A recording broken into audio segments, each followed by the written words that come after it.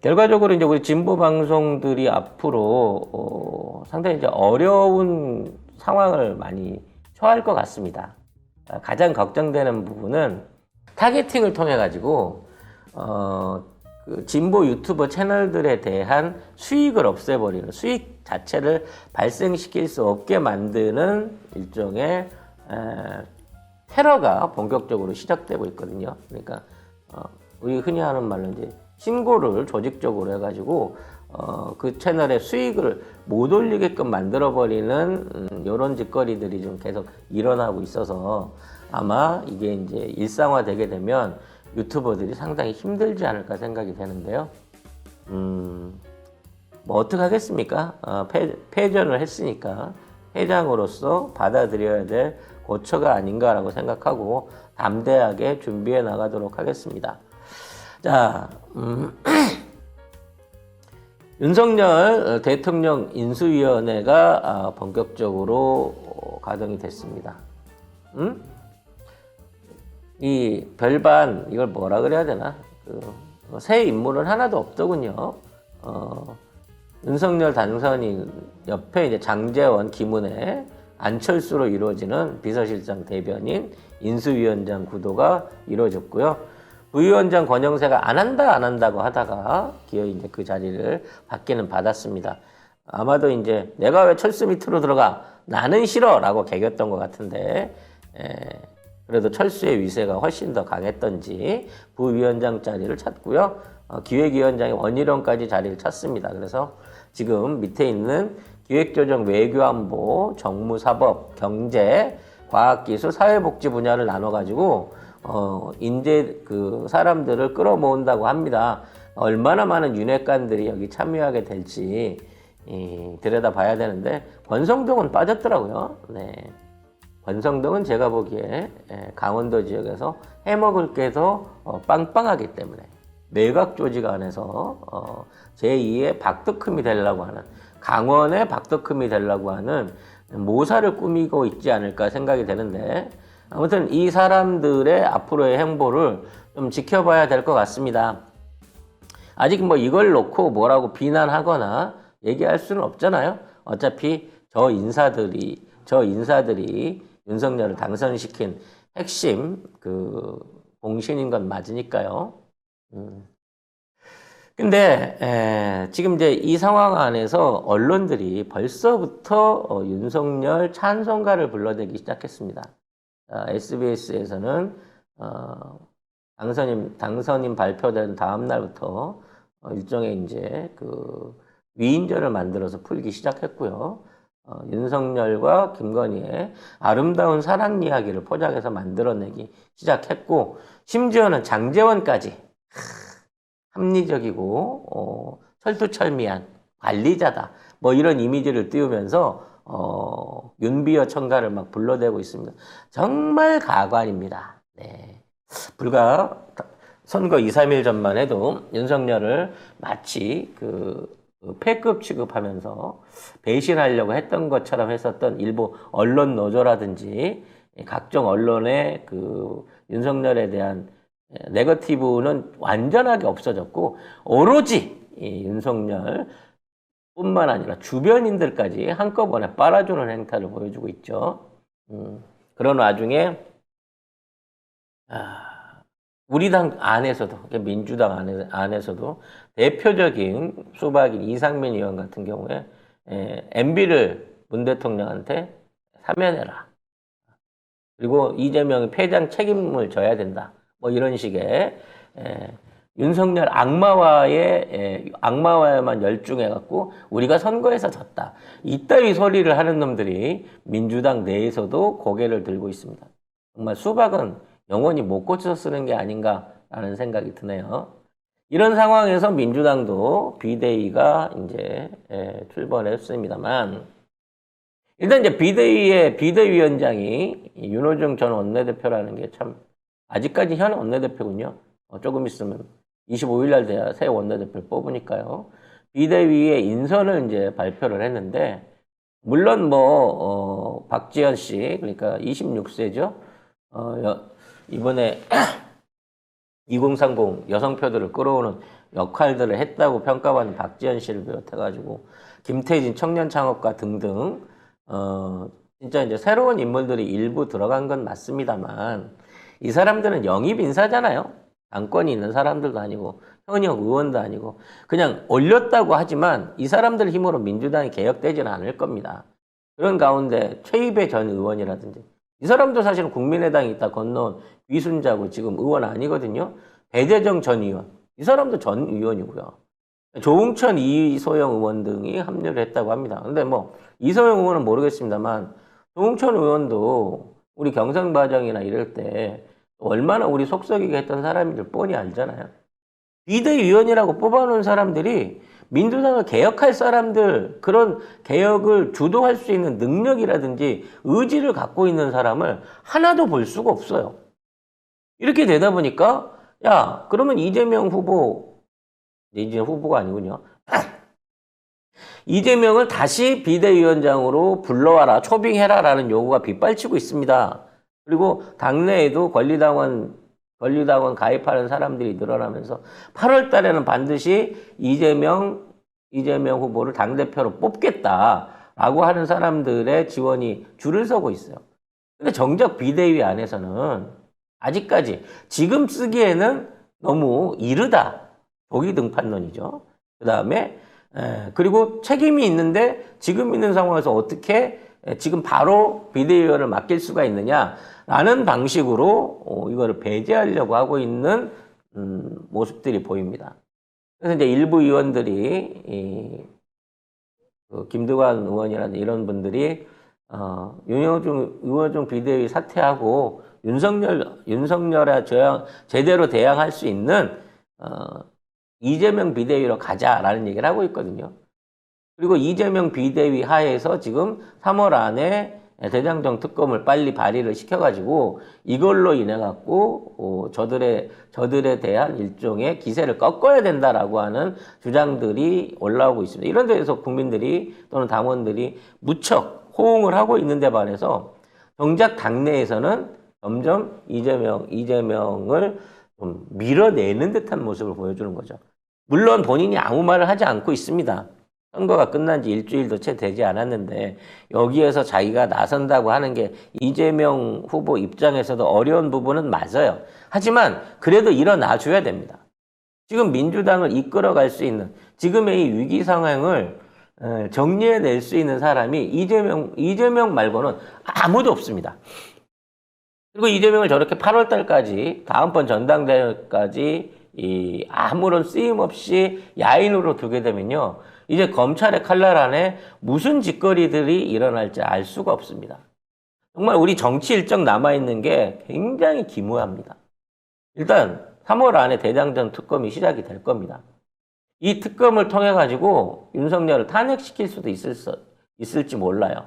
물론 막 대통령이 올라온 그 사람을 탄핵을 시킨다고 하는 게 얼마나 이제 헌정사에 유례가 없는 일이고 그동안의 정치 해왔던 역사에 비해서 특이한 일일지는 모르겠습니다만 어찌 됐거나 빌미는 잡아놔야 돼요. 여기에 대한 분명한 과오가 있고 과책이 있다는 거를 확실히 해두지 않으면 그리고 그걸 통해 갖고 나중에 탄핵 카드로 이어갈 수 있는 연결고리를 안 만들어 놓게 되면 윤석열의 폭주를 막을 수가 없습니다. 그러니까 우리 정부가 5월 달에 이양되기 전에 마지막 모가지에 방울을 채울 수 있는 유일한 기회가 대장동 특검입니다. 이 부분에 대한 강력한 화력을 집중을 해야 됩니다. 5월 달 되면 윤석열이 취임을 할 거고요. 6월 되면 지방선거가 있습니다. 그리고 7월 되면 검찰 인사가 있습니다. 8월 이후에는 윤석열의 세상이 돼버릴 겁니다. 그래서 5월과 6월 안에 그러니까 취임하고 지방선거가 이루어지기 전에 어떠한 형태로든지 저것들이 무슨 수작을 꾸미고 있다라고 하는 찌라시들이 돌고 있습니다. 첫 번째는 대한미디어에 대한 강력한 탄압이고요. 두 번째는 현재 여소야대 구도를 뒤집는다는 전략을 준비하고 있다고 합니다. 이건 무슨 얘기일까요? 우리 당 안에서 30명을 빼가겠다는 거예요. 그래서 우리 당 민주당 숫자를 140으로 줄이고 진의 숫자를 160으로 늘리려고 하는 수작질이 준비되고 있다라는 얘기가 있습니다. 물론 최악의 시나리오입니다. 근데 이 와중에 이낙연이 이게 뭐 두고 보면 알겠지만 6월 지방선거까지만 당내에 역할을 하고 미국을 간다고 말하고 있습니다. 이낙연 현역 의원도 아니고 그렇기 때문에 이 사람이 미국을 가고 안 가고는 중요치 않아요. 저는 이 사람이 지선까지를 말아먹고 미국을 간다라고 얘기하고 있는 이 시점 하에 방금 제가 얘기했던 최악의 시나리오가 진행되지 않을까라고 하는 일종의 공포감에 떨고 있습니다. 이건 오미크론보다 더 무서운 공포예요. 기껏 우리 국민이 일어났던 여소야대의 어쩌다 이제 우리가 이제 여소야대로 넘어가게 되는 거죠. 180석이 조금씩 헐어먹고 털어먹고 시작해서 지금 172석인가요? 그 정도 남았는데, 자, 이거마저도 한 30석을 저쪽에서 훔쳐가려고 하고 있다는 거죠. 이에 대한 공작질이 본격화되고 있고, 이걸 막아내기 위해서라도 비대위 체제 하에서 철저하게 이러한 저들의 시도를 방어해낼 수 있는 구심점이 필요합니다. 물론 당내에 있는 역량 있는 의원들도 많습니다만 일단 이번 대선에서 엄청난 지지를 확인했던 이재명 당신이 나서갖고 본인이 직접 나서갖고 이 위기를 막아내지 못한다 그러면 8월 이후에 대한민국은 말 그대로 검찰공화국의 지옥을 맛보게 될 가능성이 높습니다. 이미 이제 아직 본격적으로 취임도 안 하고 있는데 김건희는 고소고발질을 막 날려대고 있고요. 언론은 벌써부터 대놓고 윤석열 빨기에 들어가고 있습니다. 사실 오늘 아침에 보신 분도 있겠습니다만 중앙일보하고 디지털타임즈에서 우리 패널인 문희정 아나운서가 페이북에 기고했던 글을 가지고 문제를 삼았습니다. 처음 있는 일이죠. 네. 즉 윤석열 정부를 브라질 보소나루 현 대통령, 전 법무장관이었죠. 네, 그쪽에 그 사태하고 빗대가지고 결국 그들이 룰라를 끌어내리고 룰라를 죄인을 만들고 감옥을 보내고 정치에 복귀할 수 없게끔 만들고 브라질을 추락시킨 보소나루의 경우와 비교해서 그와 같은 상황이 걱정된다라고 하는 것을 굉장히 비중 있게 다뤘어요. 우리 스텝이 중앙일보에 실렸어. 자랑할 일이긴 한데 이게 일종의 좌표 같다는 거죠. 서울의 소리에 1억 고발한 거, 1억 손배소 낸 김건희, 그리고 열린공간TV에 어떤 형태로든지 앞으로 고소고발이 들어갈 거고 그 이외에 나머지 진보 채널이라고 불리고 있는 김어준이라든지 이동용 등등에 대한 일종의 탄압도 본격화될 것으로 보여집니다. 왜냐하면 이번 선거에서 지들이 그 대한 언론 매체 때문에 굉장히 고전했다는 걸 알고 있거든요. 그래서 이러한 부분에 대한 여러분들의 관심과 지지가 필요합니다. 펴주셔야 돼요. 아직 5월은 오지도 않았는데 벌써부터 이렇게 암울한 소식들만 들리게 되는 게 너무 힘듭니다.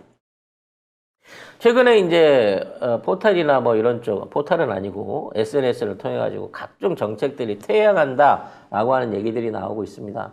종부세 폐지될 거고, 군 복무 시간 연장되고, 휴대폰도 다 뺏을 것이고, 노인 복지연금 없어지고, 청년 적금 없어지고, 기타 등등 여러 가지 얘기들이 다 나오고 있습니다. 의료보험비 오르고, 의료 민영화되고. 이게 아직 등장한 건 아니에요. 그렇게 될 수 있다라는 전제를 맡긴 거죠. 현재까지 확인된 거는 대법원 판사 교체를 논의하고 있다는 얘기 사실인 것 같습니다. 이건 뭐냐면 대장동에서 핵심적인 증거조사를 해내가지고 이거를 탄핵을 통한 일종의 심의에 붙여도 대법관들을 바꿔놔가지고 이거를 무효화시키겠다라고 하는 전략인 거죠. 트럼프가 그 짓거리 했는데 똑같은 방식인 것 같습니다. 노인연금과 공공근로의 감소, 이건 필연적으로 이렇게 이루어질 것 같습니다. 이거에 대해서는. 임플란트도 당연히 없을 거고요. 왜냐하면 그런 방식으로 줄인 돈을 가지고 자영업자 지원을 위한 50조 원 재원을 마련한다고 합니다.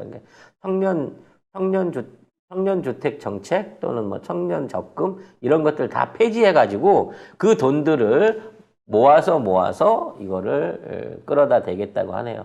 그 다음에 공정위가 퇴행될 것도 당연한 것 같습니다. 공정위원회가 그동안 너무 반재벌이었다. 그래서 친기업 성향으로 바꾼다고 하네요.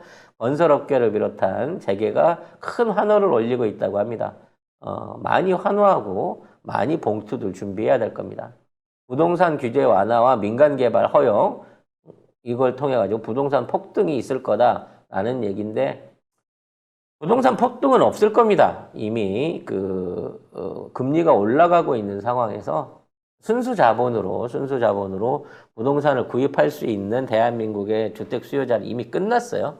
그러니까 대출을 받아갖고 집을 추가로 살 수 있는 사람이 나올 수는 있겠지만 그 사람은 아버지가 빌려준 돈에 대출을 보태야지 살 수 있는 거지, 실수요자들 사실상 현행 있는 부동산 가격에서 신규로 앞으로 더 폭등해서 올라오는 부동산을 사들일 여력은 없기 때문에 부동산의 버블을 막지는 윤석열 정권에서 힘들 걸로 보입니다.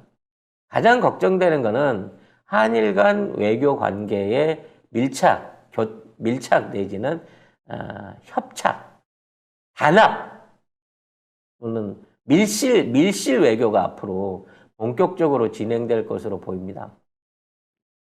기시다가 윤석열 당선자한테 전화를 했대요. 네.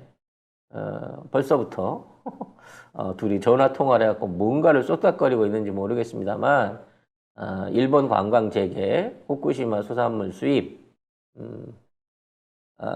그다음에 뭐 불매운동 전환, 기타 등등의 한일 해저 터널까지 여러 가지 사안들 안에서 한일 간의 경제 외교적인 진보를 이룬다 내지는 협업을 늘린다, 한미일 군사 공조를 높인다라는 차원으로 박근혜 시절로 회귀할 가능성이 높아 보입니다.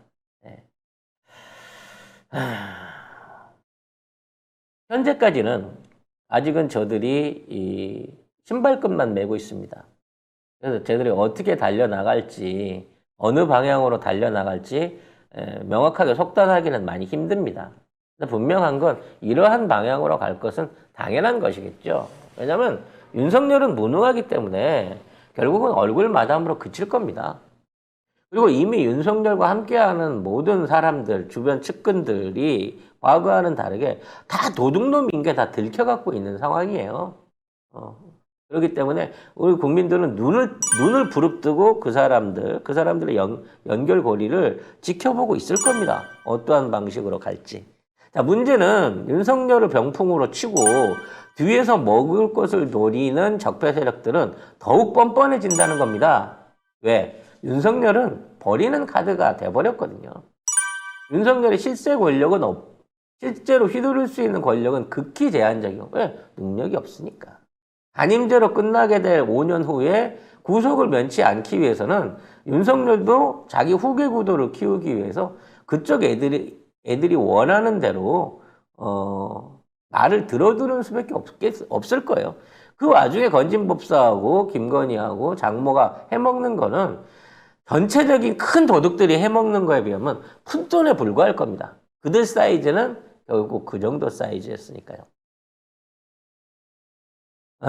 결국 내 담을 넘지 않을 거라고 믿고 도둑을 풀어놓은 결과가 이제 도둑이 당당하게 대문을 열고 들어와서 내 집안에 있는 물건을 훔쳐나가는 꼴을 봐야 되는 상황입니다. 이것들이 도둑인 걸 알고 있어서 우리가 지켜보고 있지만 이것들의 도둑질을 방관할 놈들이 검찰이고요. 이 범죄를 망봐주고 나중에 가려주고 증거를 없애줄 놈들이 언론입니다. 얘네들이 그동안 득세해서 지네들이 어떻게든 얻어낸 정권이기 때문에 이러한 정권을 또 유지하기 위해서 얼마나 간악한 짓을 할지 국민의 절반을 적으로 돌려서 얼마나 심한 갈라치기를 할지 참 눈물이 앞을 가립니다. 많은 분들이 자주 섞인 말씀으로 에이씨 5년 버티고 살 테니까 같이 망하라 그래. 저놈 새끼들한테 피눈물 달려봐야 2번 찍어준 놈들이 그래도 후회를 하든지 반성을 할 거 아니야 라고 얘기를 하는데요. 그렇게 두고 보기에는 우리가 치러야 될 희생이 너무 큽니다. 우리의 손실이 너무 크다는 거죠. 그나마 이러한 도둑질을 조금이라도 덜 당하려고 하면 지금이라도 민주당 우리 지지자들이 빨리 수습하고 일어나서 지금 민주당을 정상화시키고 극렬한 투쟁 대선에 오르게끔 하고 지방선거와 의회 권력을 넘겨주지 않음으로써 견제할 수 있는 마지막 보루를 갖춰야 됩니다. 그 마지막 보루를 허물기 위해서 저들은 이미 작전에 들어와 있어요. 겉으로는 협치를 얘기하면서 그러면서 우리 의원들을 빼내갖고 바로는 못 데리고 가겠지만 제3지대에다 꺼내놓고 지네들의 위성정당으로 이용하려고 하는 수작들을 벌써 시작하고 있습니다. 그리고 우리 민주 인사들, 진보 언론들, 이른바 이번 선거를 통해 갖고 드러나 보였던 반윤석열 세력들에 대한 엄청난 검찰의 탄압도 준비를 하고 있겠죠. 그냥 눈 뜨고 당하지 마시자고요. 충분히 이겨낼 수 있습니다. 왜? 이미 우리는 적들의 정체, 도둑들의 정체를 이미 보고 있지 않습니까? 뻔히 눈앞에서 칼 들고 오는데 나를 저대로 두면 나를 찔르겠구나 라고 하면서 칼 맞아줄 사람들이 아니잖아요. 우리 국민들이. 그렇기 때문에 선거는 막 끝났지만 더더욱 뭉쳐야 된다. 그리고 남아있는 지선과 민주당의 차기 당대표와 그리고 2년 후에 있을 차기 총선까지 우리가 압도적인 승리를 이어가야 한다는 점을 여러분들이 좀 각오해 주시고 이해해 주시면 감사하겠습니다.